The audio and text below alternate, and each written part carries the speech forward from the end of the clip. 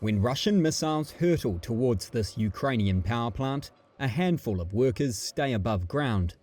They keep working in a control room protected by sandbags to keep the system running manually.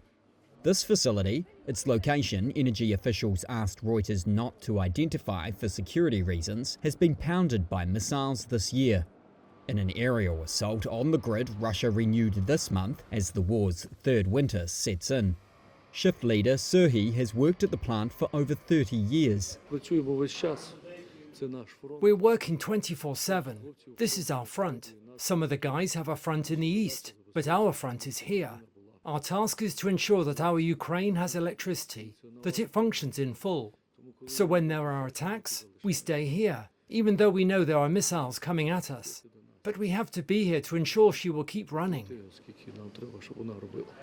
Missile strikes as recent as November have created holes in the walls as equipment lies in disrepair.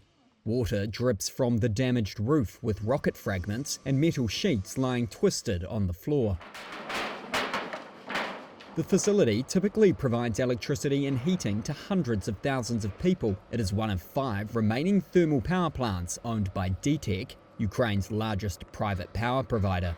But major repairs have been needed throughout much of the year. The November attacks created more urgent work, but turbine unit shift leader Serhiy says they are determined. Every time it gets worse and worse, but we manage. We are finding reserves, brainstorming how we can bypass something and how to fix some gear as soon as possible.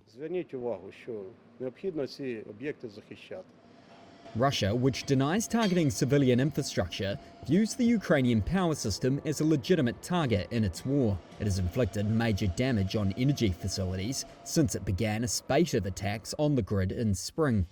It raises the prospect of long blackouts and other outages in the depths of winter. Temperatures are already hovering around 32 degrees Fahrenheit, but these workers say they will do what they can to keep Ukraine's lights on.